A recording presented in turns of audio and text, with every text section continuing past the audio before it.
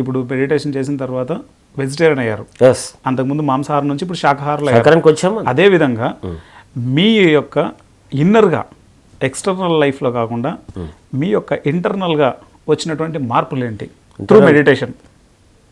అంతకుముందు కేవలం ఉంటుంది కదా, డబ్బు డొనేషన్ తీసుకోవడము, అంటే డొనేషన్స్ అంటే బాగా ఎడ్యుకేషన్లో వాల్యూస్తో ఉండేది. డబ్బు వచ్చిందా, ఏడ ల్యాండ్ కొందాము, ఏడ బిల్డింగ్ కడదాము, ఏం చేద్దాము. శబరిమలకి చాలాసార్లు వచ్చినాను, చాలా పేషెంట్, ఏ దీక్ష తీసుకుందాము, ఏ పూజ చేద్దాము, ఏం చేద్దామని చెప్పి ఇదే రకం ఉంటుంది కదా. ఒకటే అన్నాడు, నీలోనే దేవుని పెట్టుకొని ఎక్కడ వెతుకుతున్నావు?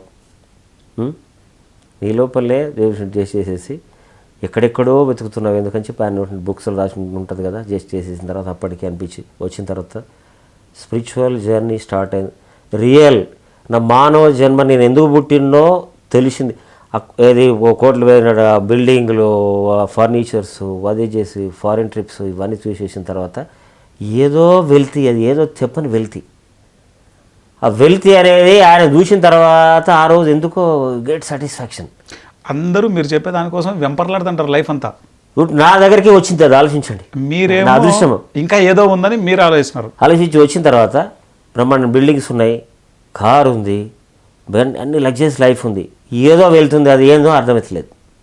దాని కొరకు టెంపుల్కి వెళ్తున్నాం, సాటిస్ఫాక్షన్ లేదు. పూజలు చేస్తున్నాం, సాటిస్ఫాక్షన్ లేదు. హోమాలు చేస్తున్నాం, సాటిస్ఫాక్షన్ లేదు. దీక్షలు తీసుకుంటున్నాం, సాటిస్ఫాక్షన్ లేదు. యాత్రలు చేస్తున్నాం, సాటిస్ఫాక్షన్ లేదు. ఎక్కడ ఏదైనా ఉంటుంటుంది అంటే దీని కొరకు వెయిటింగ్ చేస్తుంది. సోల్ అనేది ఈజ్ వెయిటింగ్ ఫర్ పత్రిజ్. బాగా ఆకలితో ఉంది, డైరెక్ట్ వచ్చేసండి అంతా కరెక్ట్గా ఏంటంటుంది కదా. చూడండి, కార్యకారణ సంబంధం అంటే పత్రిగారికి మాకు ఎన్నో గత జన్మల నుంచి ఏదో రిలేషన్ ఉంది, లేకపోతే ఇది ఈజీగా కనెక్ట్ అయ్యే అవకాశం ఉండదు. Correct sir. ఆయన ఎంతోమందిని మోటివేట్ చేసి ఉంటాడు, అలా కొద్దిమంది అలాంటి వాళ్ళు వచ్చి ఉంటారు. వాడు ఈ జన్మలు తెలుసుకోలేడు. అనిపించింది కదా అబ్బా, రియల్గా అంటే ఆత్మానందం దీనిని చూడడానికి దీని కొరకు కదా అసలు నేను మానవ జన్మ తీసుకున్నది.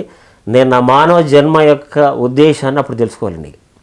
అబ్బా ఇక్కడ వరకు ఉంటుంది కదా. వచ్చిన తర్వాత దెన్ ఆత్మబంధువులు ఏంటంటే మన పిరమిడ్ మాస్టర్స్తోని ప్రోగ్రామ్స్లో అన్ని రకాల యాక్టివిటీస్ చేసినప్పుడు నిర్వచన చాలామంది వాళ్ళు మా ఉంటారు కదా ఎడ్యుకేషన్ మేనేజ్మెంట్స్, అరే సుధాకర్ సార్కు కొంచెం బాగానే డబ్బు సంపాదించింది, ఏదో కొంచెం పిచ్చి పట్టినట్టున్నది, నాన్ వెజ్ బంద్ చేసిండు, ఆల్కహాల్ తీసుకోకుండా అప్పుడప్పుడు మనతో వచ్చి కూర్చుంటాడు, మన దగ్గరకు వస్తలేడు, ఏదో ఆ స్వామితో పట్టిపోయింది, ఆ కథ మరి అయిపోయింది.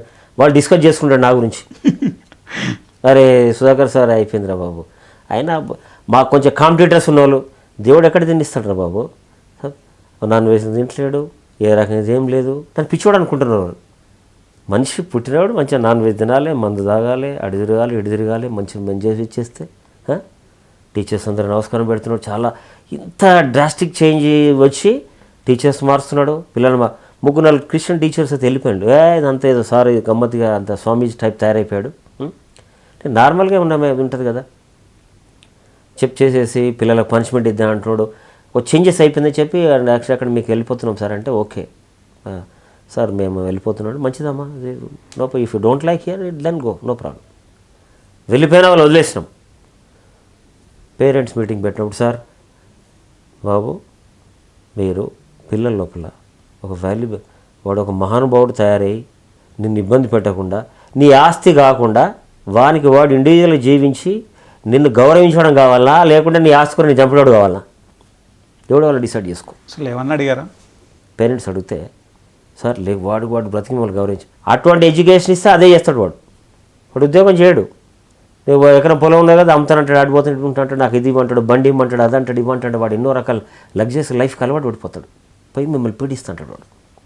అటువంటి కొడుకు కావాలా, లేదంటే ఒక మంచి విద్యావేత్త ఎదిగి వాడు నేను గౌరవించి సమాజంలో అబ్బా పలానా కొమరయ్య కొడుకు ఏం మాట్లాడుతాడే, వాడు స్పీచ్ ఎంత అద్భుతంగా మాట్లాడుతాడు, ఇంటికి వస్తే నమస్కారం మామయ్య గారు, లేడు పో అంటోడు కావాలన్నా, నమస్కారం మామయ్య గారు రండి కూర్చోండి, నాన్నగారు ఇప్పుడు పొలంకి వెళ్ళారు, ఇట్లా మాట్లాడేది కావాలా. ఆలోచించుకోండి మీరే, నీ కొడుకులో కూడా మార్పు వచ్చిందా? వచ్చింది సార్. అంటే స్పిరిచువాలిటీ అంటే కేవలము టెంపుల్కి వెళ్ళి మొక్కడము, టెంపుల్కి వెళ్ళి మొక్కితే మన మనసు ఎక్కడ ఉంటుంది అక్కడ పోతాం. కరెక్ట్. వాళ్ళకు ఒక స్కిట్ చేపించి చూపెట్టాం. ఒక స్కిట్ ఏంటంటే వాడు ఆల్రెడీ మ్యాథ్స్లో వీక్ ఉంటాడు అబ్బాయి. ఓకే. నాన్న అమ్మ కొంచెం మ్యాథ్స్లో వీక్. డైలీ తల్లి వీడు చదువుకుంటప్పుడు ఆ పక్కింటి వాళ్ళని తీసుకొచ్చి కూర్చుంటే సీరియల్ చూసుకొని ఎంజాయ్ చేస్తుంటుంది. డిస్టర్బ్ అవుతుంటాడు. వాళ్ళ నాన్న సాయంత్రము ఇద్దరు ఫ్రెండ్స్ని పట్టుకొని క్వార్టర్ మందు పట్టుకొని మంచిగా ఎగ్స్ పట్టుకొని వచ్చి కూర్చొని నాన్న కొంచెం మ్యాథ్స్ టీచర్ ప్లీజ్ నాన్న బరా అని చెప్పి నెగ్లెక్ట్ చేస్తుంటాడు. చేస్తే వాడు వాళ్ళ తర్వాత పాపం తల్లి ఏమో అమ్మ లెక్కలు వేసుకొని టీవీ సీరియల్ చూస్తుంది, పట్టించుకుంటలేదు వీని. తండ్రి ఏమో వాడు ఆల్రెడీ బయటలు తీసుకొస్తాడు, వాళ్ళతో మంచిగా దాగుతున్నాడు, వాళ్ళతో ఎంజాయ్ చేస్తాడు. వీళ్ళు డిస్టర్బెన్స్ చదువుకోవడానికి డిస్టర్బెన్స్ అవుతుంది. మ్యాథ్స్లో వీక్ నేను చెప్తా అంటే వాడు పట్టించుకుంటలేరు. వాళ్ళు చేసిన వల్ల 10th క్లాస్ ఫెయిల్ అయిపోయాడు. 10th క్లాస్ ఫెయిల్ అయ్యాడు. ఇంటర్మీడియట్ కూడా ఫెయిల్ అయ్యాడు ఉన్నాడు. తర్వాత వాళ్ళు వేరే అతను వచ్చిండు. ఏమయ్య బాబు ఇది చేస్తే దరిద్రుడు అయ్యాడు, మొత్తం ఫెయిల్ అయిపోయాడు. మొత్తం నా కొడుకు కూడా ఫస్ట్ ర్యాంక్ వచ్చిండు, మొత్తం కంప్లీట్ ఇంజనీరింగ్ చదివిస్తాను అట్లాంటిది అంటాడు. తల్లి దగ్గరికి వస్తాడు. అపరిచితుడు అనే క్యారెక్టర్ తెలుసు కదా మీకు? అవును. అపరిచితుడు క్యారెక్టర్ వాళ్ళు ఎంటర్ అయిపోయి వేసిన తర్వాత ఏమే నేను మ్యాథ్స్లో ఫెయిల్ అవుతున్నా అంటే అమ్మ లెక్కలు వేసుకుని టీవీ సీరియల్ చూసినావు కానీ నాకు డబ్బులు ఇచ్చావా బెదిరిస్తాడు. తర్వాత అమ్మ అదే చేసిన తర్వాత ఏరా అమ్మ నువ్వు అలా అంటావా తప్పంటే ఎన్నిసార్లు వచ్చిండ్రా నా దగ్గర నేను ఎన్నిసార్లు వచ్చి నాన్న అంటే కూడా పనికిరాని వెదలను తీసుకొచ్చి ఇంట్లో కూర్చుండబెట్టి మందు తాగుతూ నాకు డబ్బులు ఏమంటే క్వార్టర్ తాగినావు కానీ ఒక్కసారి అన్న 100 రూపాయలు హెల్ప్ చేసినావా? నీలాంటి తల్లిదండ్రులు చేపట్టి నేను ఇలా తయారైన ఫెయిల్ అయిన కారణం ఎవరు? పిల్లలు చెడిపోవడానికి 90% రీజన్ మన హౌస్ ఎన్విరాన్మెంట్. ఓకే. పిల్లల ముందు తండ్రి ఏ రకమైనటువంటి కార్యక్రమాలు మందు తాగడం కానీ ఆల్కహాల్ తాగుతుంటే వాడు కూడా ఎట్టిక్ చేస్తాడు. Correct sir. వాడు ఇంకోటి వచ్చి నా కొడుకు అక్రమంగా డబ్బు సంపాదించి సీటు కట్టి మెడిసిన్ సీట్ సంపాదించినవరా నీ సంగతి వాళ్ళ మీద కూడా అవుతుంటే అంటాడు. అంటే ఇవన్నీ వానితో అది జరిగే దాంతో ఆ విద్యార్థులను చెప్పాడు. తల్లిదండ్రులు స్టాండింగ్ వేషన్ లేచి కరెక్ట్గా చేసి చాలామంది వాడు వేసిన తర్వాత ఇది కేవలం ఇటువంటి పరిస్థితుల్లో అంటే పిల్లలకు టీచర్స్ రెస్పాన్సిబిలిటీ. హౌస్ ఎన్విరాన్మెంట్లో కూడా కనీసం పట్టించుకోవాలి కదా, మినిమం రెస్పాన్సిబిలిటీ. సో మేము 90% ట్రై చేస్తాం. మీకు చెప్పే దాంట్లో వచ్చి నువ్వు వచ్చి ఏది సార్ మామూలుగా అవసరమా, మెడిటేషన్ అవసరమా, ఎగ్గు కూడా తింటాడు వాడు, నష్టం ఏం జరుగుతుంది? ఎట్లా వస్తాయి సార్ పోషక పదార్థాలు ఎట్లా వస్తాయి? ఫైట్ చేసిన అతను ఫైట్ చేసిన ఏం సార్ మీరు చదువు చెప్తున్నా మేము నాన్ వెజ్ తింటే ఏది తింటే నీకు ఎందుకండి? నా కొడుకు ఎట్లా డెవలప్ అవుతాడు, ఫిజికల్ ఎట్లా డెవలప్ అవుతాడు వాడు? బాబు ఆంబోత్ మంచి కోడే ఏం తింటుంది అది? దానికున్న మజిల్స్ నీకు ఉన్నాయని అడిగినాను. ఉన్నాయా? లేవు. పచ్చగడ్డి తింటుంది. అవును. ఎంత మజిల్స్ ఉన్నాయి? స్ట్రాంగ్. మరి మాంసాహారం తింటే స్ట్రాంగ్ ఉంటుంది. ఎవరు చెప్పిండా నీకు? ఎవరు చెప్పిండు చెప్పనా? గుర్రం ఏం తింటుంది? ఉంటుంది ఏది గుగ్గిలు తింటుంది, మొత్తం పచ్చగడ్డి తింటుంది. పచ్చగడ్డి కూడా తింటుంది, పచ్చగడ్డి కింద తింటుంది అది. ఇంకా అవును. అది ఎంత స్ట్రాంగ్ ఉంటాయి మజిల్స్? Strong, very strong. కాబట్టి నాన్ వెజిటేరియన్ వల్ల స్ట్రాంగ్ ఉంటారు, మజిల్స్ వస్తాయి. అపోహ మాత్రమే. మేము వాళ్ళని మేము తయారు చేసిన రెస్పాన్సిబిలిటీ మాది. అండ్ మీకు ఎందుకు సార్ ఏదో చదివే మొబైల్కి ఇచ్చి పంపక ఇవన్నీ తలకని మీకు అవసరం కరెక్టేనా? మా దగ్గర మేము ఆ రకంగా ట్రైన్ అయినాము, ఆ రకంగా మోటివేట్ అయి ఉన్నాం మేము. మోరల్ ఎడ్యుకేషన్ కూడా చాలా అవసరం. ఈరోజు మిమ్మల్ని ఇంటర్వ్యూ చేయడం నా అదృష్టం sir. No I'm very thankful to you sir. Degree MBA students Pradeep కూడా వచ్చాడు, సుబ్బారావు సార్ వచ్చాడు, వెంకటరామ సార్ వచ్చాడు. సంఘం శరణం గచ్చామి, ధ్యానం శరణం గచ్చామి. సంఘమే మనం మెయిన్. గౌతమ బుద్ధుడు తెలుసుంటుంది. సంఘం శరణం గచ్చామి, బుద్ధం శరణం గచ్చామి. అది ఇక్కడ ధ్యానం శరణం గచ్చామి, సంఘం శరణం గచ్చామి.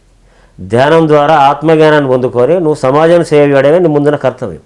కరెక్ట్. నువ్వు మానవ జన్మ తీసుకున్న దాని గురించి పెళ్లి చేసుకొని భార్య పిల్లలు చూసి అలా కొట్టుకొని ఇవి చేసేసి ఇవన్నీ చేసి అక్రమంగా డబ్బు సంపాదించి షుగర్లు బీపీలు తెచ్చుకొని లాస్ట్ ఇంకా స్ట్రెస్ ఎక్కువైతే ఆత్మహత్య చేసుకుని చచ్చిపోవడం కాదు నువ్వు వచ్చింది. మనోజన్మ తీసుకున్న దాని గురించి కాదు. సంఘమే మన ముందు మొత్తం. సంఘం శరణం గచ్చామి కాబట్టి ప్రతిసారి ఇంతమందిని మోటివేట్ చేసేది. లేకపోతే ఆయనకి ఏమవసరం? అంతే కదా సార్. ఏమవసరం ఆయనకి? లక్షల కిలోమీటర్లు తిరుగుతున్నాడు. వియత్నాం వాళ్ళు సార్ని వదిలేకుని బాలీలో చూస్తే మనమన్నా okay sir bye sir second ఇస్తే వెనుకపోతాం మర్చిపోతాం, మనం ఏదో నవ్వుకుంటూ మాట్లాడుకుంటాం మనం. ఫర్ ఎగ్జాంపుల్ వియత్నాం బాలీలో సూలి రిసార్ట్స్లో ఆమె బుద్ధిస్ట్, నాకు తెలిసి 1000 కోట్లు ఆస్తుంది ఆమెకు. వెజిటేరియన్ రెస్టారెంట్గా మార్చేసింది దాన్ని. అసలు ఫారిన్లో వెజిటేరియన్ ఉంటారు ఎవడన్నా? వాళ్ళ రెస్టారెంట్ ప్యూర్ వెజిటేరియనా? ప్యూర్ వెజిటేరియన్ మార్చింది సార్ వచ్చిన తర్వాత. Great sir. మార్చి అది heart of the city. Jubilee హిల్స్లో 10 ఎకరాలు అంటే మామూలు విషయమా? చాలా కాస్ట్లీ. అటువంటి దాంట్లో సార్కి మెడిటేషన్ అదేది పిరమిడ్ కట్టించి ఆయన ఐడియాలజీని ఫాలో చేస్తూ ఉన్నదంటే మేడము ఆ మహానుభావుడు ఎంత శక్తివంతమైన మహానుభావుడు మీరు ఆలోచి. అతనికి నోబెల్ బహుమతి కూడా తక్కువ ఇస్తే ఏమైనా అవకాశం ఉంటుందా చెప్పండి? ఈ ఫారిన్లో చేసాడు ఇవన్నీ కూడా మనం అక్కడ అక్రేషన్ పంపించేస్తే కరెక్ట్ ఆటోమేటిక్గా నోబెల్ బహుమతి వచ్చినప్పుడు డెఫినెట్గా వస్తుంది. ఎందుకంటే నాకు అదేదో డ్రాప్ నాకు నా మీద రెస్పాన్సిబిలిటీ ఉంది. Great sir, great. చేసేస్తే కేవలం నాన్ వెజ్ తింటే మజిల్స్ వస్తాయి. ఇవ్వడంత బ్యాడ్ రాంగ్ ఒపీనియన్ రావు నీకు ఇంకా పోతాయి. పత్రిజీకి నోబెల్ పీస్ రావడం అంటే ఎంటైర్ అహింసకి అహింస తత్వం అహింస సిద్ధాంతం సార్. Correct sir. ఎన్లైట్ అయినప్పుడు ఒక మహానుభావుడు ద్వారా మనం ఎన్లైట్ అయినప్పుడు అంత మంచి ఆనందాన్ని మనకి ఇచ్చినప్పుడు ఆనందంలో ఓలలాడాలి ఫస్ట్.